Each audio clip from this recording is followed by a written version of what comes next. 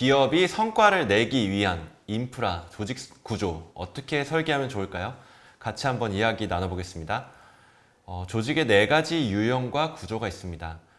쉽게 말하면 수직적 구조이냐, 수평적 조직이냐 이렇게 나눠볼 수 있는데요. 고객과 거래 관계에 있어서 쌍방향인 곳이 있고 또 일방향인 곳이 있습니다. 그리고 조직의 구조를 볼 때 하이어라키 조직이 강한 경우가 있고 또 네트워크, 또 다른 말로 홀라키 조직이라고 말하는데 이런 조직에 가까운 조직들이 있습니다.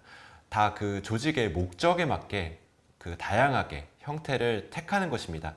조직 구조가 계층 구조인 경우에는 관계는 상하 관계일 것이고요. 역할은 명령 통제, 그리고 반대 입장은 수행하고 보고하는 역할을 하게 되겠습니다. 목적이나 방향은 뚜렷합니다. 주어진 목적이 명확할 때, 그리고 그게 불변할 때, 변동 가능성이 별로 없을 때 이런 조직 구조를 가져가는 것이 굉장히 효과적이라고 볼 수 있겠습니다. 여러분 조직에서도 그런 경우가 있으시죠? 근데 반대쪽에 있는 것이 네트워크 구조입니다. 관계는 동료 관계를 지향합니다. 상하 관계보다 동료 관계를 지향하고 역할은 서로 돕는 관계, 그리고 목적과 방향은 공유된 목적을 향해서 같이 간다. 이런 것이 있습니다. 그래서 두 가지 다 장단점이 있습니다. 네트워크 구조는 서열이 명확하지 않다 보니까 조직 내에 질서가 좀 없을 가능성이 있지만 또 한편에는 굉장히 유연하게 고객과 시장에 반응할 수 있다는 장점이 있고요. 계층 구조는 아까 말씀드린 대로 서열이 분명하고 뭔가 좀 경직돼 보이긴 하지만 그래도 주어진 목적을 달성하는 데 있어서는 이것만큼 또 탁월하게 일할 수 있는 조직도 없다. 이렇게 좀 보실 수가 있겠습니다. 계층 구조가 좋아 보이기도 하고 네트워크 구조가 좋아 보이기도 하시죠. 이게 다 믹스되어 있기 때문에 그렇습니다. 그래서 의도에 맞게 잘 선택하시면 좋겠습니다. 같은 사례인데요. 연결된 회사와 단절된 회사의 사례를 보실 수 있겠습니다. 먼저 오른쪽부터 보시면 서열이나 역할 드리븐, 이 왼쪽이라고 보실 수가 있겠고 오른쪽은 롤 드리븐, 아까 잘못 말씀드렸네요. 왼쪽은 서열 드리븐이라고 보실 수가 있겠고 오른쪽은 역할 드리븐이라고 보실 수가 있겠습니다. 오른쪽에 보시면 뭔가 고지를 향해서 뭔가 그 체계가 없어 보이지만 막 여기서도 일하고 저기서도 협력하고 이런 모습으로 좀 보이시죠? 왼쪽은 리더가 자기 지위를 사용해서 저 산에 저 깃발을 뽑으러 가자 라고 지시를 하면 그것이 중간 리더에게 하달되고 또 중간 리더들은 그 지시를 더 아랫사람들에게 하달하는, 그래서 이런 식으로 목표를 달성해가는 조직을 나타내고 있다 보실 수가 있겠습니다. 왼쪽에 있는 그림도 같은 그림이죠. 오른쪽에 롤 드리븐을 왼쪽에서 찾아보자면 좀 더 왼쪽 그림에 가까울 것입니다. 뭔가 좀 아메바 조직 같이 생겼죠. 단절된 회사는 이제 서열 드리븐과 가깝다고 보실 수가 있겠습니다. 굉장히 위계 질서가 강하고 위에서 뭐 하자 그러면 이게 자자작 내려가 가지고 아래 사람도 그것을 하게 되는 그런 구조라고 보실 수가 있겠습니다. 뭐 이 그림에서만 보면 연결된 회사가 더 좋아 보인다고 보이시겠지만 항상 그런 것은 아닙니다. 위계 질서가 명확한 것이 효과가 더 좋은 그런 상황도 언제나 있기 마련입니다. 그래서 이런 것들을 기업의 목적과 전략에 맞게 잘 택해서 가시는 것이 중요하겠습니다. 수직적 조직은 뭐 예전부터 익히 우리가 보아오던 것이죠. 최고 경영자가 제일 위에 있다. 그러면 제일 아래에 있는 사람은 말단 사원이 될 것이고 이렇게 폭포수 방식이라고 해야 될까요? 워터폴 방식으로 위에서부터 주어진 목적이 있으면 그것이 나눠지고 또 나눠져서 아래에서 자기 역할을 충실하게 수행했을 때는 위에 최고 경영자의 지시사항이 잘 이루어지는 그런 구조로 보실 수가 있겠습니다. 이집트에서도 이런 구조가 있었죠. 파라오가 제일 위에 있고 공무원, 사제, 군인, 서기관, 상인, 수공업자, 농부, 노예까지 이렇게 탑다운 방식으로 일하게 되어 있었습니다. 전쟁을 할 때도 마찬가지였죠. 그 가장 아래에 있던 노예들이 가장 최전선에 서서 뭐 이런 표현이 되게 좀 그렇긴 하지만 몸빵을 했었죠. 그것이 이제 근대 사회까지도 계속 이어졌고 현대 사회에도 뭐 이런 조직은 충분히 어디서나 볼 수가 있습니다. 이런 식으로 말이죠. 이렇게 우리가 많은 세월을 일해왔습니다. 사업부 조직에서도 볼 수가 있습니다. 경영관리실, 개발 제1 발전처, 2 발전처 이런 식으로 굉장히 하이라키 조직이 강화된 구조를 많이 볼 수가 있고요. 또 기능별 조직에서도 이런 것을 볼 수가 있습니다. 경영 부분, 기술 부문, 사업 부문 이런 식으로 사업부 조직에서도 하이라키 조직을 볼 수가 있고 또 기능별 조직에서도 이렇게 하이라키 조직을 볼 수가 있습니다. 반면에 수평적 조직이 있습니다. 이 수평적 조직은 하이라키가 아예 없다고 볼 수는 없겠죠. 그런데 좀 더 목적 중심으로 그리고 고객 중심으로 여러 기능이 합쳐져 있는 조직들에서 많이 볼 수가 있겠습니다. 왼쪽 원을 보시면 큰 원이 있고 그 안에 역할 중심으로 그리고 고객 중심으로 이렇게 작은 원들이 그려져 있습니다. 고객 중심으로 혹은 제품 중심으로 여러 기능들이 모여서 수평적인 관계에서 서로에게 기여하면서 일을 하게 되어 있는 조직들이죠. 오른쪽에 보셔도 이해를 쉽게 하실 수 있을 것입니다. 개발자와 디자이너와 리더와 기획자 이런 사람들이 한 팀에 모여 있는 것이 아니라 각자 찢어져서 서로 다른 기능을 하는 사람들이 수평 조직 관계 안에서 이렇게 한 원을 구성을 하고 있습니다. 이런 것들을 우리가 쉽게 말해서 비즈니스 유닛이다 이렇게 표현을 많이 하고 있습니다. 애자일 조직 사례를 보시면 이런 수평 조직을 많이 가지고 있다라고 보실 수가 있겠는데요. 테슬라 같은 조직이 그렇습니다. 테슬라는 6개월 만에 신차를 생산하는 그런 굉장히 빠르게 움직이는 조직으로 유명한데요. 이런 조직들을 보면 차체가 하나가 완성이 되고 나면 그 밖에 필요한 것들에 대해서 이렇게 보시는 것처럼 여러 기능을 가진 셀들이 모여가지고 그것들을 신속하게 수행을 해내고 있습니다. 보통 우리가 차 하나를 만든다 그러면 굉장히 컨베이어 벨트 방식으로 여기 공정이 하나 끝나고 나면 다음 공정 이런 식으로 해서 굉장히 시간이 많이 걸리게 되어 있는데 테슬라 팀은 어떻게 일하냐면 스포츠카가 중간에 멈췄을 때 여러 그 바퀴를 가는 조직, 연료를 공급하는 사람들 이런 팀이 모여가지고 한꺼번에 자자작 해가지고 한 3초나 5초 만에 차를 다시 출발시키는 것처럼 테슬라 팀이 그렇게 일을 하고 있습니다. 신한라이프에서도 굉장히 이렇게 유연한 조직을 볼 수가 있겠는데요. 신한라이프는 애자일 조직과 하이어라키 조직이 굉장히 공존하면서 공동의 목표를 잘 수행하고 있습니다. 여기서 보시면 챕터, A 챕터, B 챕터, C 챕터, D 챕터 이렇게 챕터가 있는데요. 챕터는 기존 조직, 루틴한 일을 하는 조직, 그리고 KPI가 명확한 조직을 말하는 것이라고 볼 수 있겠습니다. 반면에 아래에 있는 스쿼드는 어떤 것을 뜻하냐면 고객의 필요에 맞춰서 기민하게 목표를 바꿔가면서 일하는 조직을 말합니다. 우리가 소위 말하는 TF팀이라고 보실 수가 있겠는데요. 신한라이프에 소속된 구성원들은 챕터에도 소속되고 스쿼드에도 소속되게 되어 있습니다. 그래서 루틴하게 KPI를 향해서 일을 하기도 하지만 또 그것과 얼라인된 스쿼드에도 소속되어 있어서 프로젝트 중심으로 일을 하기도 합니다. 그래서 신한라이프처럼 거의 모든 조직들이 자기가 기존 루틴하게 이뤄야 될 목표도 있는 반면에 또 프로젝트성으로 해결해야만 되는 그 단기 성과가 있기도 하거든요. 그래서 신한라이프처럼 이렇게 스크럼 같은 프로젝트 팀에도 소속이 되고 그리고 기존의 팀에도 소속되게 이렇게 짜주신다면 정말 유연하게 고객 목표를 향해서 고객 가치를 향해서 일하실 가능성이 높아질 것입니다. 물론 이제 평가는 좀 복잡해질 수 있겠죠. 예, 앞에서 설명해 드린 대로 신한라이프는 이렇게 구성이 되어 있습니다. 중간중간에 이제 사람 모양들이 있는데 챕터에도 속하고 또 스쿼드를 조금 더 이렇게 모아놨을 때 그 조직을 트라이브라고 부르고 있는데 트라이브에도 소속되고 챕터에도 소속되게 그렇게 좀 조직을 운영을 하고 있습니다. 그래서 조직 구조를 짜실 때는 이 신한라이프의 사례도 참고해 보시면 좋겠습니다. 예, 스포티파이도 비슷한 방식으로 일을 하고 있습니다. 어떤 사람은 트라이브에도 소속이 되어 있고요. 챕터에도 소속이 되어 있고 또 챕터와 트라이브를 망라한 그 길드에도 소속이 되어 있습니다. 여기서 보시면은 우리가 기능 중심으로만 일하는 것이 아니라 어떻게 하면 우리가 고객 가치에 기여할 수 있을지 목적 중심으로 일하는 것에 좀 초점을 두고 있다고 보실 수가 있는데 이렇게 그냥 기능 중심으로 뿐만 아니라 고객 가치 중심으로 우리가 팀을 좀 유연하게 바꾸기도 하고 또 여러 팀에 속하기도 하고 이런 것들을 좀 자유자재로 해보시면 좋겠다는 생각을 좀 권해드리고 또 저희도 이렇게 하고 있습니다. 예, 자율성이 중요하다는 것입니다. 그래서 이제 위에는 하이 얼라이먼트, 아래는 로우 얼라이먼트, 그리고 이제 가로축을 보시면 왼쪽은 로우 어토노미, 오른쪽은 하이 어토노미 이렇게 되어 있는데요.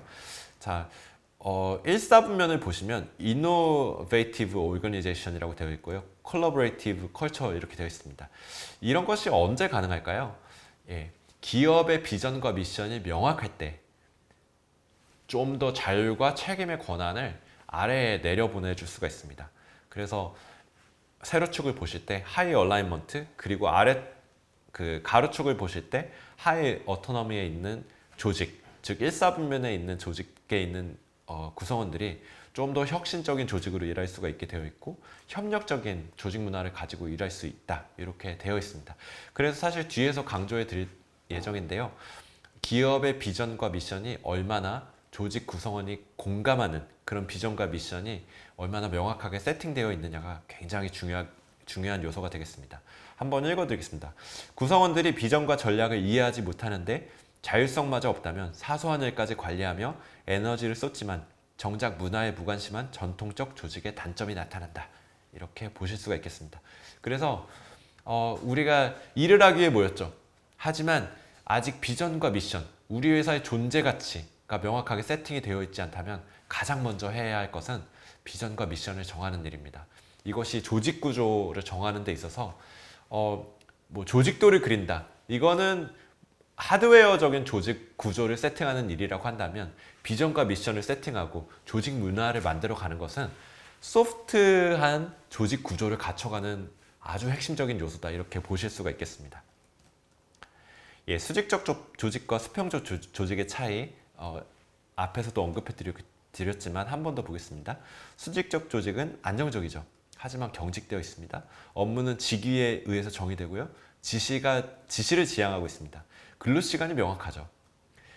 수평적 조직은 역동적이고요. 유연성이 있습니다. 업무는 수행 과업에 의해서, 그리고 고객 가치에 의해서 결정이 되고요.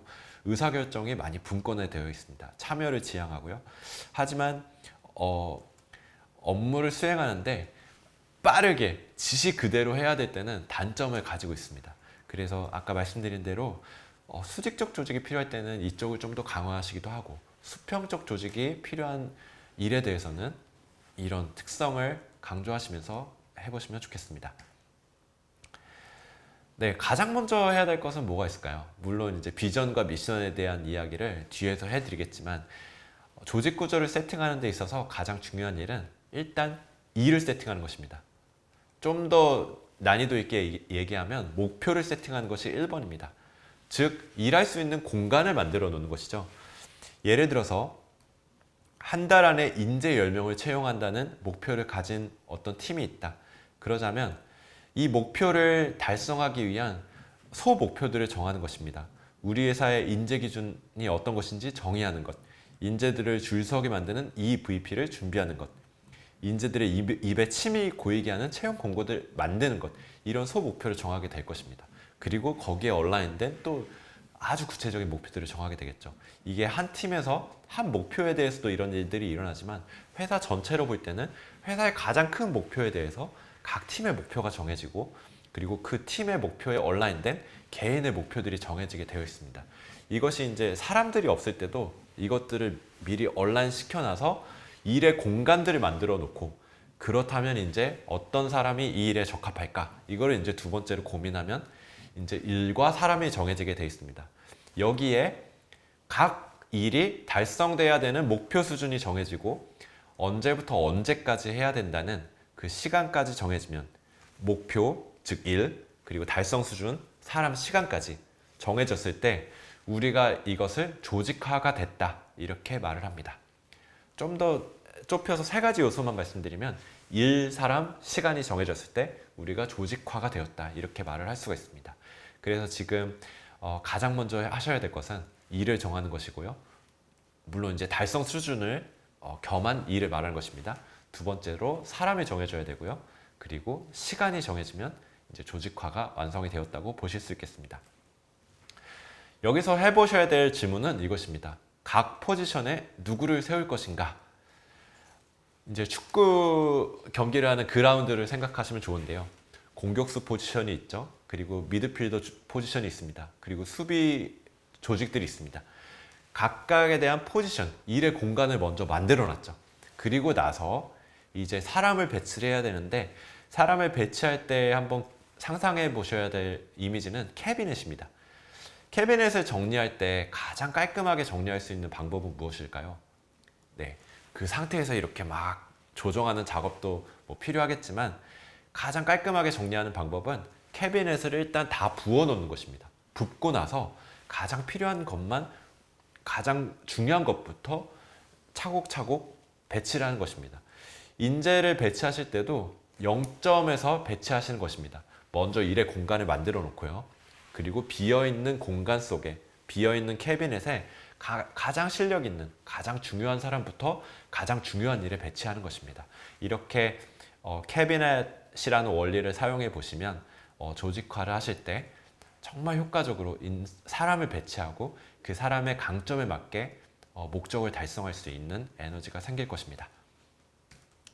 자, 아까 말씀드린 것처럼 조직 구조를 세팅하는 데 있어서 하드웨어는 이런 식으로 하면 됩니다. 그런데 가장 중요한 것이 소프트한 부분이죠. 기업의 비전과 미션을 정하고 모든 조직의 구성원들이 거기로 향하게 만들어주는 것입니다. 어떻게 하면 될까요? 그것들을 같이 한번 보겠습니다.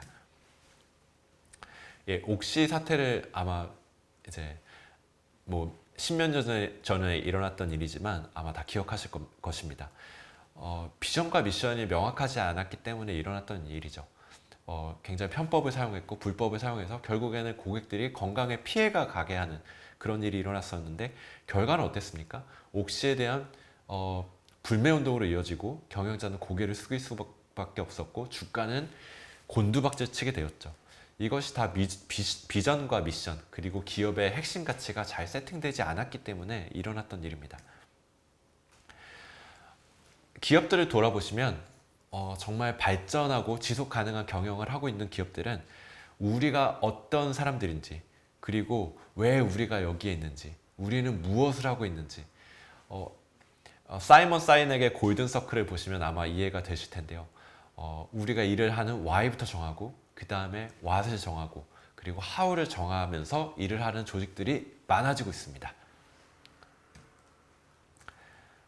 예, 그리고 이렇게 말을 하죠. 우리는 비즈니스를 하는데 보다 나은 방법이 있다고 믿습니다. 우리는 그것을 더 나은 비즈니스라고 부르고 싶습니다. 이 추천은 래킷 뱅키지 홈페이지에서 가져온 것인데요. 이런 사례를 심심치 않게 볼 수가 있습니다. 우리가 무엇을 지향하는지도 잘 나와 있죠. 예. 어치브먼트, 엔터프리너십, 파트너십, 오너십. 주인의식을 갖고 일하고요. 파트너십을 가지고 일하고요. 그리고 창업가 정신을 가지고 일하고요. 그리고 성취를 지향하고 있습니다. 이런 식으로 각 기업에서 중요하게 생각하는 핵심 가치도 여러 곳에서 볼 수가 있습니다. 핵심 가치 정하고 출발하고 계신가요? 어떻게 정하는지 사례들을 통해서 한 번 더 보겠습니다. 네, 앞에서 옥시 사례를 봤는데 기업의 사회적 논란 이슈에 대해서 강경 입장을 취하는 대중 소비자들, 이렇게 통계에서도 심심치 않게 볼 수가 있고요. 예, 처브라는 회사를 보면 사명을 볼 수 있습니다. 처브의 미션은 고객들의 삶 전반에 탁월한 서비스를 제공하는 것입니다. 우리의 가치는 고객에게 옳은 일을 하는 것입니다. 이렇게 아예 전면에 딱 드러내고 일을 하고 있습니다. 우아한 형제들의 4대 핵심 가치, 홈페이지 가면 볼 수가 있는데요. 예, 벽에 재밌는 문구가 붙어 있죠. 엄마가 하지 말라는 건 하지 말자. 4대 핵심 가치는 이런 것들이 있습니다. 규율 위에 자율이 있다. 진지함뿐만 아니라 우리는 위트를 좋은 가치라고 여긴다. 스타보다 팀워크가 중요하다. 열심만큼 성과가 나와야 된다. 여기에 함께하는 조직 구성원들은 어떤 가치를 가지게 될까요?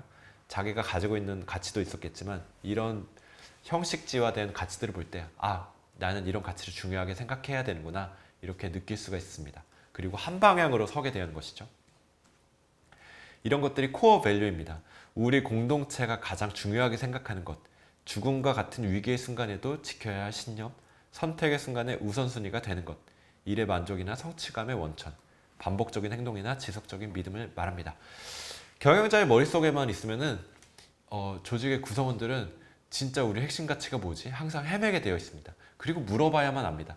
그런데 이런 것들을 보여주고 어디에 가서나 볼 수 있게 만들어 준다면 경영자가 고래고래 소리를 지르지 않아도 이런 것들을 쉽게 소통하실 수가 있습니다. 네, 그것이 유익이 잘 표현이 되어 있는데요. 행동의 지침을 제공해 주고요. 규정이나 규칙을 대신하게 되어 있습니다. 우리 자신의 정체성을 갖게 해주고요. H빔 앞에 당신, 즉 우리가 건물과 건물 사이에 H빔을 건너가라는 미션을 받았을 때 우리가 건너갈 것인지 말 것인지 행동의 기준을 제공하는 것이 바로 핵심 가치입니다. 일하기 좋은 직장의 세 가지 특징을 보면 사명과 비전, 핵심 가치가 중요하다고 말하고 있습니다. 사명은 직원들한테 자부심을 주는 요소이고요. 비전은 우리가 함께 걸어가는 즐거움을 주는 요소이고 핵심 가치는 우리 회사에 대한 신뢰를 갖게 하는 요소입니다. LG와 현대와 삼성 각각 핵심 가치가 명확하게 있죠. 삼성은 최고를 지향하는 핵심 가치를 가지고 있고요. 현대는 도전 정신이라는 명확한 핵심 가치를 가지고 있습니다. LG는 사람을 중심에 둔다는 인화라는 가치를 가지고 있기 때문에 그런 가치들이 지금도 각 기업의 곳곳에 스며들어 있음을 느낄 수 있고, 그리고 현대 다니는 사람 보면 색깔이 명확합니다. 뭔가 좀 이렇게 돌파할 것 같은 색깔을 가지고 있고요. 삼성에 다니는 사람을 만날 때는 물론 그 사람이 어떠냐에 따라서 우리가 그 사람을 볼 때 최고를 지향하는 사람이라는 프레임을 가지고 보게 되어 있습니다. LG는 사람을 중심에 둔다는 프레임을 가지고 우리가 보고 있죠. 다 이런 핵심 가치들을 명확하게 전면을 내세우고 있기 때문에 그렇게 볼 수밖에 없는 것입니다. 핵심 가치 발견을 조직의 구성원들과 함께 한다면 이런 질문을 한번 해보시면 좋습니다. 우리 조직은 어떤 가치를 소중히 생각합니까? 우리 조직의 리더가 반복적으로 강조하는 일하는 방식은 무엇입니까? 우리 조직의 스피릿은 무엇입니까? 신입사원을 뽑을 때 특별히 추구하는 인재상이나 가치관은 무엇입니까? 이런 질문들을 던져주시는 것입니다. 저희가 핵심 가치를 찾을 수 있도록 도울 때는 이런 사전과제를 부여해드리기도 합니다. 아래 제가 지금 말씀드렸던 질문들이 나와 있고요. 당신은 어떤 가치를 소중히 생각하십니까? 이런 것들을 미리 작성해와서 같이 나눌 수 있게 좀 장을 마련해 주고 있습니다. 두 번째는 미션입니다. 우리가 비전하우스를 구성한다고 하면은 가장 위에 있는 것이 미션이고요. 그 다음에 있는 것이 비전이고, 그리고 그 밑에 뿌리 같은 역할을 하는 것이 핵심 가치다. 이렇게 설명을 해드리고 있는데요. 이번에 볼 것은 가장 위에 있는 지붕의 역할을 하는 미션입니다.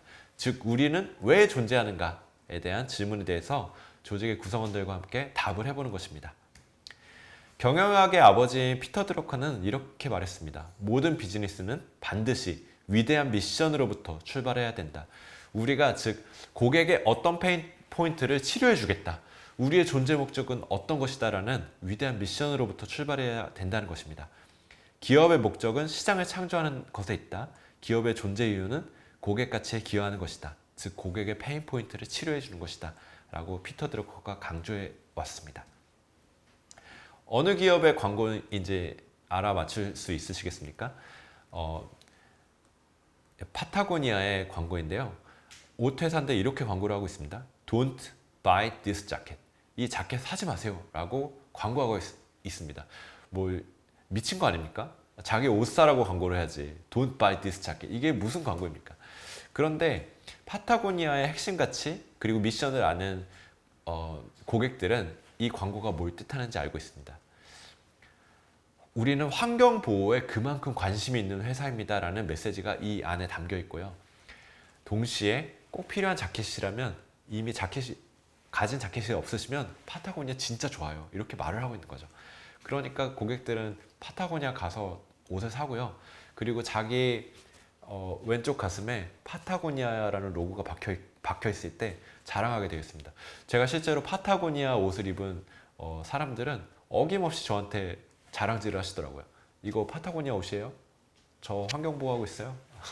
파타고니아 옷 좋아요? 이런 자랑질을 꼭 하고 있는 것을 보게 됩니다. 이런 사명을 강조하고 있기 때문에 그런 일들이 벌어지는 것입니다. 직원들뿐만 아니라 고객들도 자부심을 느끼게 하는 것이죠. 메일 유업의 사례인데요. 17년째 분유만 먹어도 행복합니다. 예. 그러니까 일반 분유만 생산하는 것이 아니라 정말 희귀병을 앓을 수 있는 좀 체질이 다른 그런 유아들을 위한 분유를 생산하는 회사로 유명한데요. 이런 가치를 갖고 있다 보니까 우유 3사 매출을 비교해 봤을 때 탁월하게 높은 것을 볼 수가 있겠습니다. 99년부터 지금까지 특수 분유를 만들고 있는 매일 유업의 스토리입니다. 특수 분유 생산은 소위 돈이 안 되는 일이라고 합니다. 수요가 워낙 적어서 생산할수록 손해를 보기 때문입니다. 실제로 매일 유업에서는 제품 생산을 위해서 들인 초기 연구 개발비, 제품 생산 후 판매되지 않고 폐기 처분한 제품 등을 포함하면 수억 원의 손실을 보고 있는데도 이런 일을 하고 있다고 합니다. 매일 유업에 가치가 있기 때문이죠. 미션이 있기 때문입니다. 이 세상에 단 한 명의 아이도 건강한 삶에서 소외되지 않아야 한다는 매일 유업 창업주 고 김보경 선대회장의 미션이 있기 때문에 이 일이 가능한 것입니다. 창업주의 철학에 기반을 둔 매일 유업의 가치체계는 이렇습니다. 미션, 건강한 매일, 맛있는 매일, 새로운 매일을 연구하고 개척하여 모두가 건강하고 행복한 함께하는 사회를 만들겠습니다. 이 미션의 가치를 두고 More than food, beyond Korea 이런 비전이 완성이 된 것이고요. 창의 소통, 열정 상생이라는 핵심 가치라는 뿌리가 견고하게 자리를 잡고 있는 것입니다. 직원들의 자부심이 된 것은 더 말할 나위도 없겠죠. 매일 유업에서는 이런 사명을 가지고 특수 분유를 생산하고 있습니다.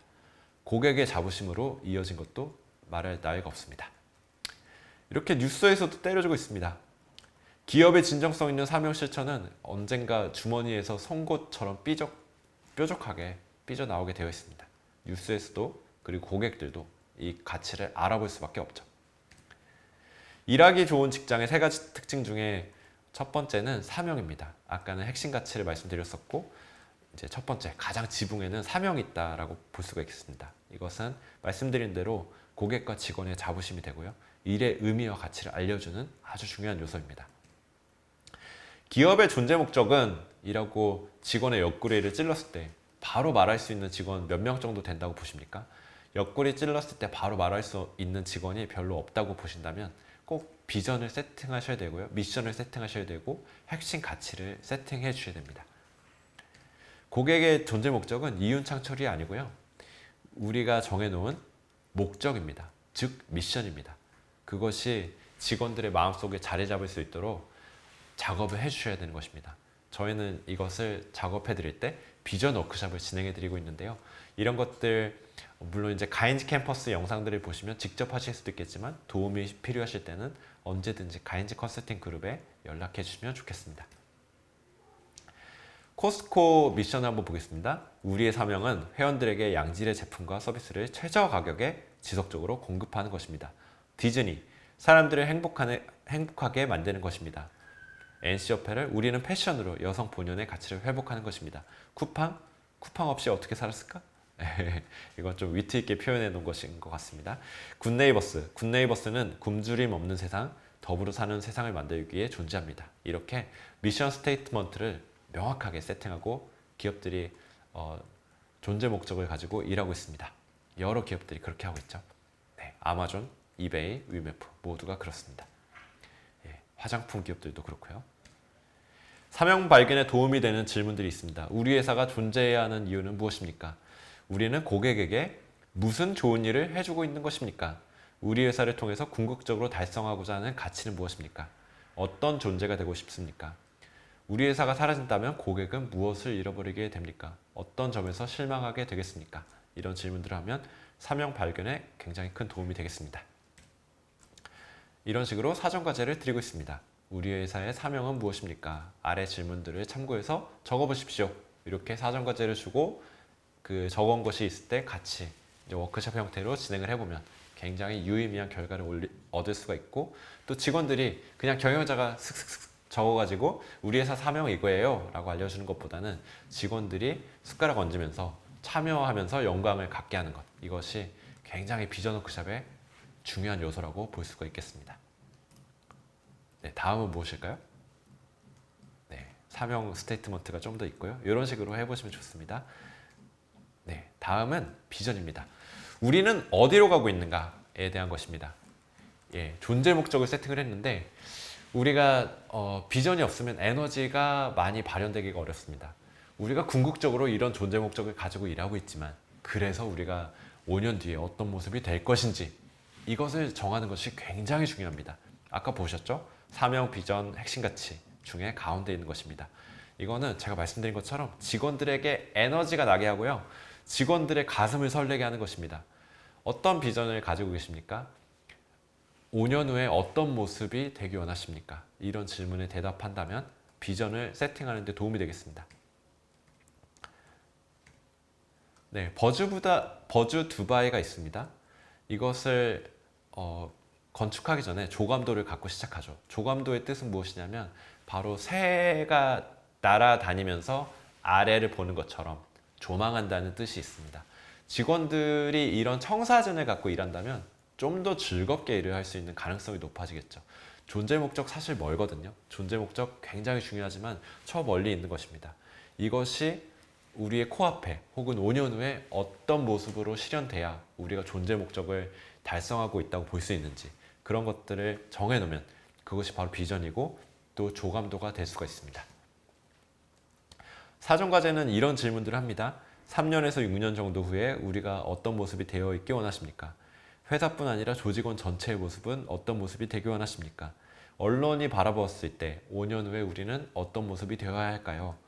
이런 것들을 질문에 대해서 답변을 달아오면 그런 것들이 비전의 좋은 마중물이 되겠습니다. 비전의 세 가지 조건은 다음과 같습니다. 무엇을 해야 할지 직원들이 알게 되고요. 바로 지입니다. 가슴이 뛰게 되고요. 정이죠.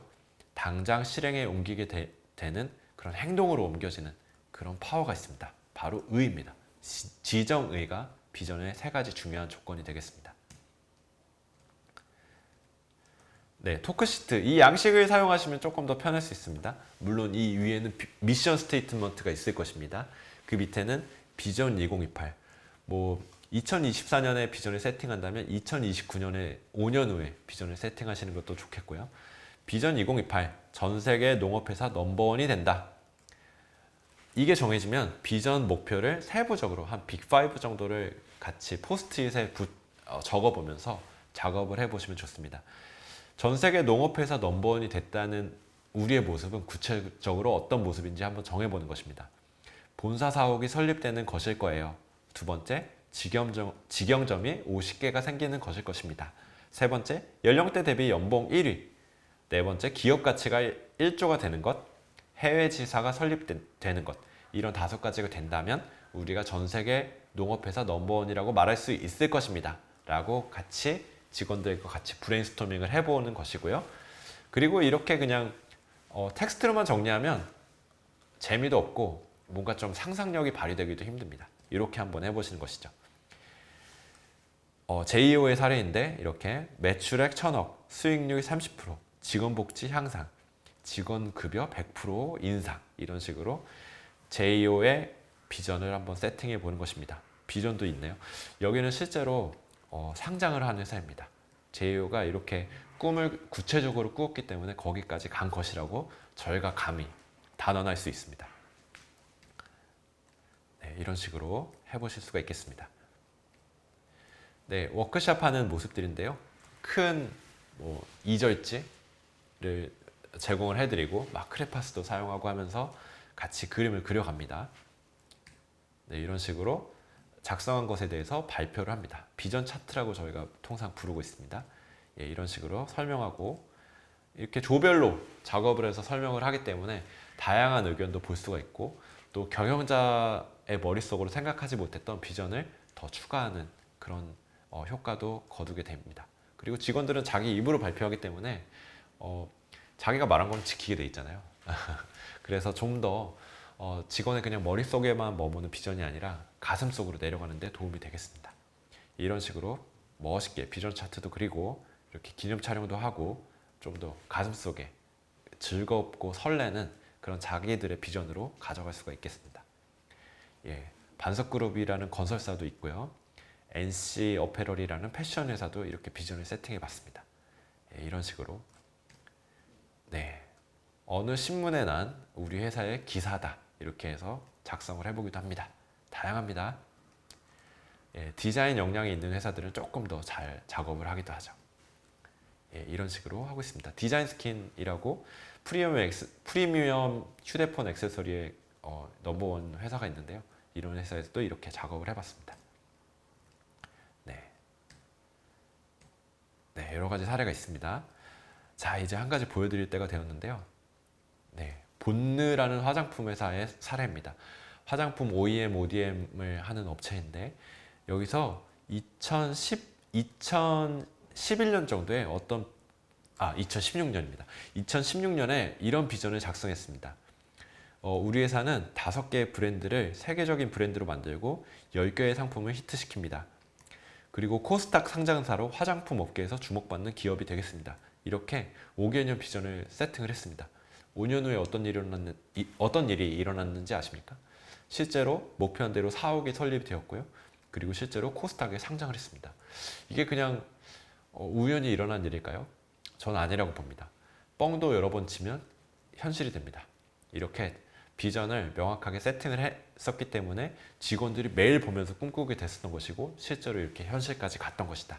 이렇게 감히 단언할 수 있겠습니다. 꼭 한번 해보시길 권해드립니다. 네, 본느 사옥의 모습입니다. 네, 이렇게 되어 있습니다. 네, 본느의 비전 워크샵 했던 모습이죠. 네, 이런 식으로 가시화를 시켜놓는 게 중요한데요. 비전 차트는 어떤 회사에서는 벽에 막 다 붙여놨습니다. 직원들이 맨날 보게 되죠. 까먹고 바쁘게 지내다가도 그것을 볼 때 번뜩 정신이 듭니다. 아, 나 이런 비전을 갖고 있었지. 저거 내가 썼던 비전인데. 이러면서 다시 한번 정신을 차리고 내일 더 힘차게 출근할 수 있는 원동력을 얻게 되는 것입니다. 비전을 가시화하는 것이 굉장히 중요합니다. 이런 식으로 벽면에 액자 형태로 작업해 놓은 곳도 있고요. 네, 이렇게 액자 형태로 작업해 놓은 것들 보실 수가 있고 현수막 형태로 붙여놓은 곳도 있습니다. 시트지로 아예 발라버린 곳도 있습니다. 예, 포트인 글씨 형태로 이렇게 작업한 것도 있고요. 예, 이런 식으로 가시화를 해놓으면 직원들이 언제나 볼 수 있는 그런 형태가 되겠습니다. 머그컵에 인쇄한 것도 있고 이런 식으로 파일에 낄 수 있는 형태 그리고 책자로 만들어 놓은 것도 보실 수가 있겠습니다. 아예 마우스패드에 박아버린 것도 있습니다. 이런 식으로 온라인에도 당연히 가시화를 할 수 있죠. 온라인에 가시화를 해놓으면 직원들만 보는 것이 아니라 미래의 인재들도 이런 것들을 보면서 아, 나 이 미션에 동참하고 싶네, 나 이 비전에 동참하고 싶네, 이런 효과를 거두실 수도 있겠습니다. 이런 식으로요. 가인지 컨설팅 그룹에서는 개인 브랜딩 포스터를 제작해서 개인의 미션과 비전까지 가시화 시켜주기도 합니다. 이런 식으로 개인 비전 하우스까지 그릴 수 있다면 더 좋은 회사의 비전과 개인의 비전까지 얼라인시키는 그런 효과까지 거두실 수 있겠습니다. 예, 마지막은 강력한 조직 문화를 구축하는 핵심 습관과 문화 캘린더를 소개해 드리겠습니다. 기업의 조직 구조를 세팅했습니다. 하드웨어가 완성이 되었습니다. 하지만 그것보다 중요한 비전과 미션이라는 소프트웨어를 구축을 해놨습니다. 자, 이제 해야 될 것은 무엇일까요? 비전하우스가 벽에만 머무른다면 아무 소용이 없습니다. 이것을 행동으로 만들어줘야 됩니다. 우리의 미션과 핵심 가치가 벽에만 머문다면 아무 소용이 없습니다. 그것이 평소에 습관으로 될 수 있도록, 평소에 우리의 조직 문화로 될 수 있도록 작업을 해주셔야 되는데 거기에 관한 이야기입니다. 리더십과 조직 문화의 적합 관계가 있습니다. 3가지 요소가 있는데요. 환경적인 조건이 있고 조직 문화와 조직 형태가 있고요. 그리고 리더십 유형이 있습니다.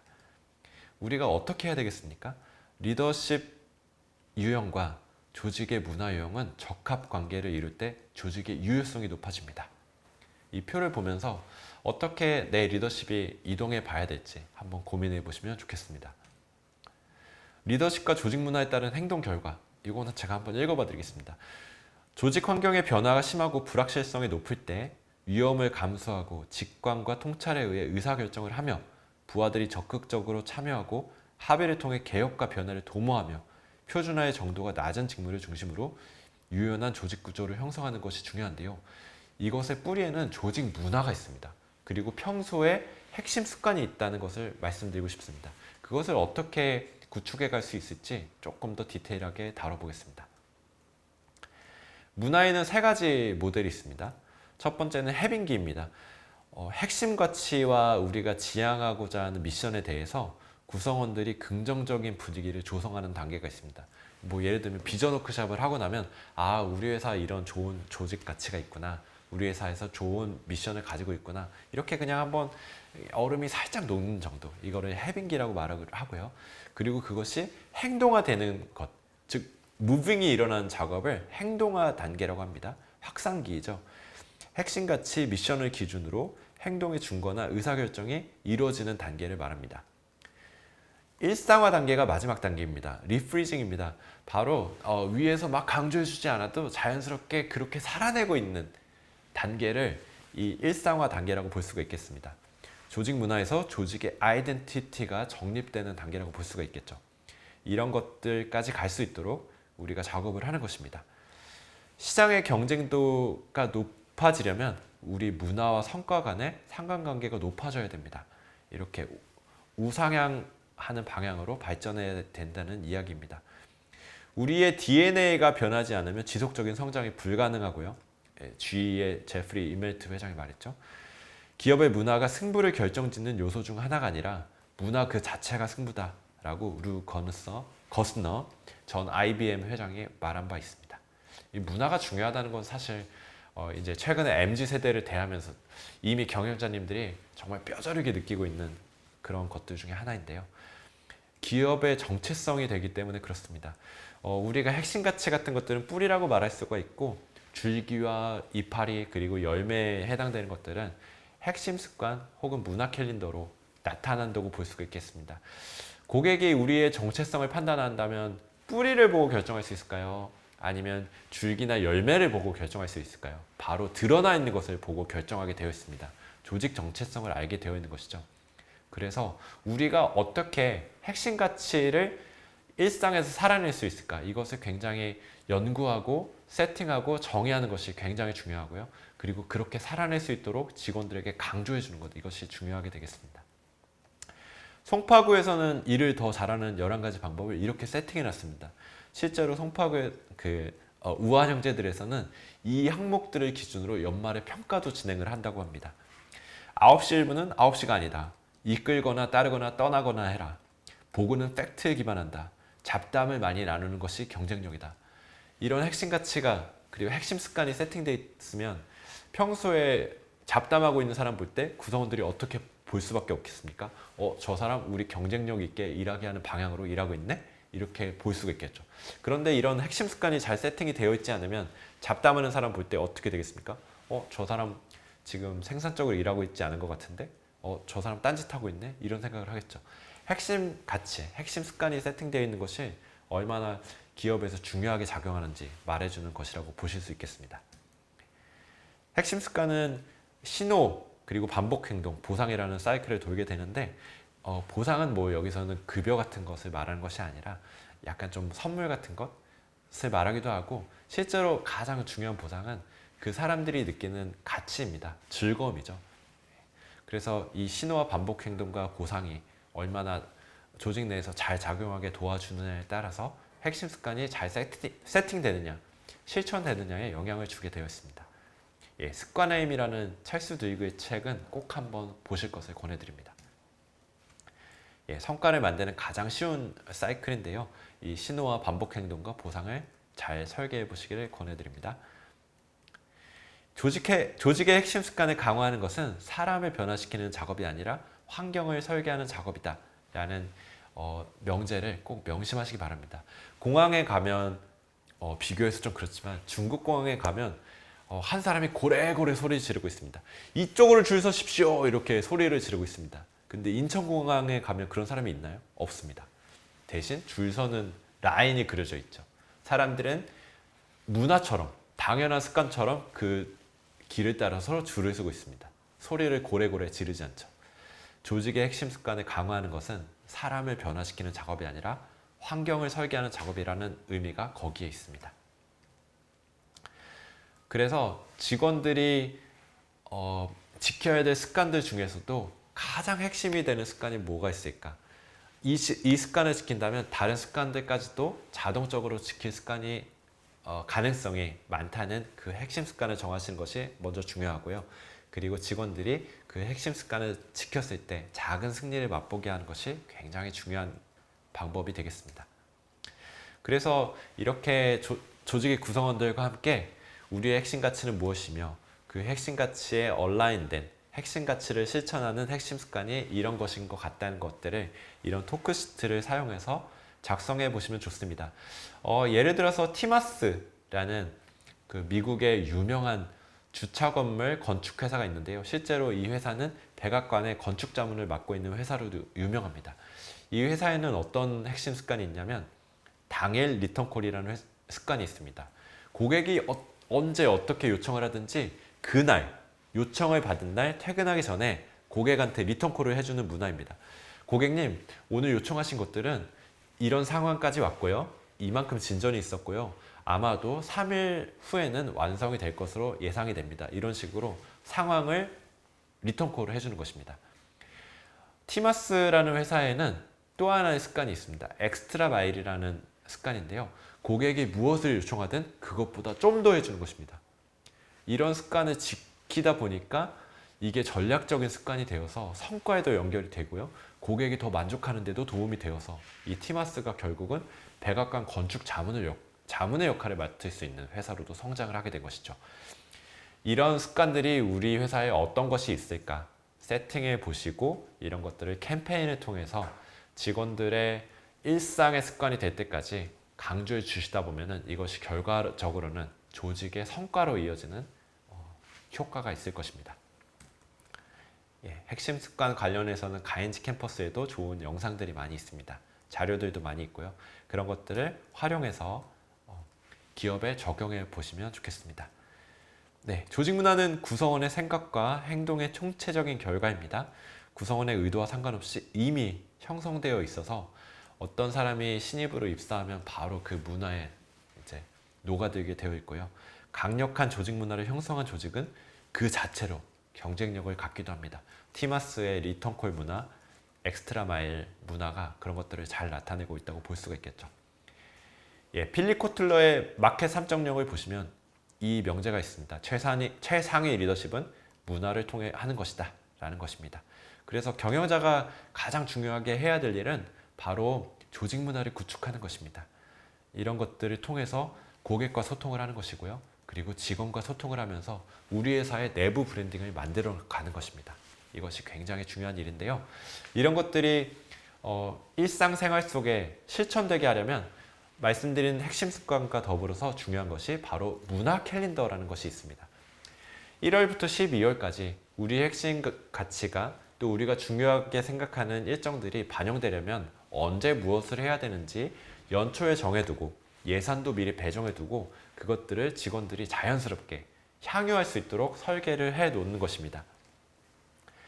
문화 캘린더란 이제 왼쪽에는 형태가 나와 있고요.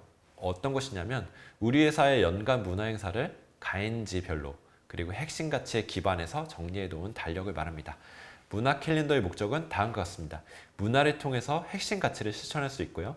구성원들 간의 공감대와 친밀감을 지속적으로 형성할 수 있습니다.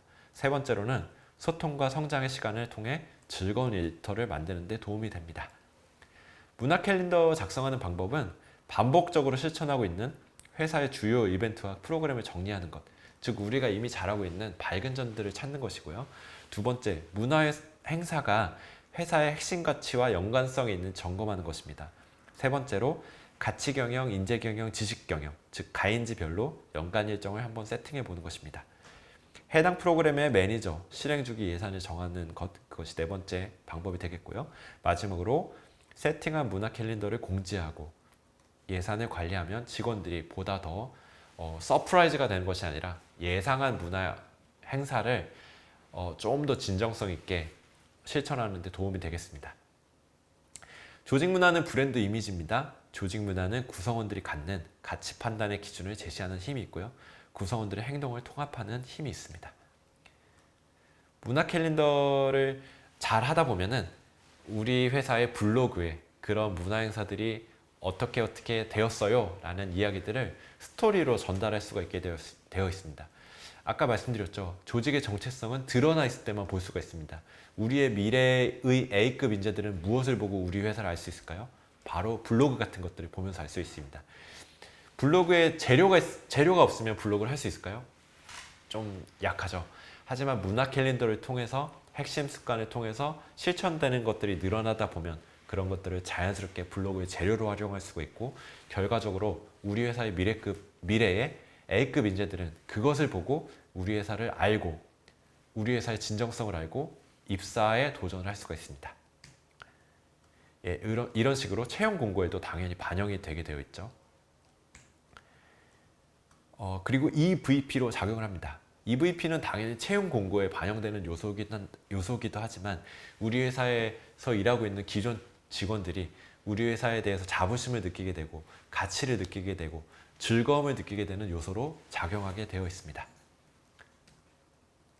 예, 마켓 산정령이라는 필립 코틀러의 책을 꼭 보시기 바랍니다. 경영자는 직원들과 그리고 회사는 고객들과 그냥 상품으로 소통하고 그냥 완전 형식화된 소통을 하는 것이 아니라 그런 문화들을 가지고 영적 소통을 하는 것입니다. 고객 가치는 기업 가치와 같은 말이고요. 그거는 고객 가치와 같은 말이고요. 이것 세 가지가 모여진 것이 바로 영적 소통이란 말입니다. 이게 마켓 산정령에 잘 나타나 있습니다.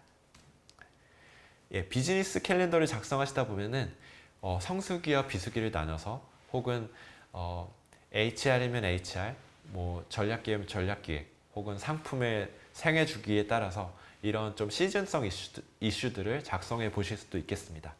채용을 집중적으로 하는 일정을 정해서 그 집중 기간에 채용이라는 일정을 반영해 놓으실 수도 있겠죠. 이미 조직이 가진 밝은 점을 찾아보는 것들 굉장히 중요한 것입니다. 문화 캘린더를 작성할 때 무조건 새로 개발해야 되는 것은 아니고요.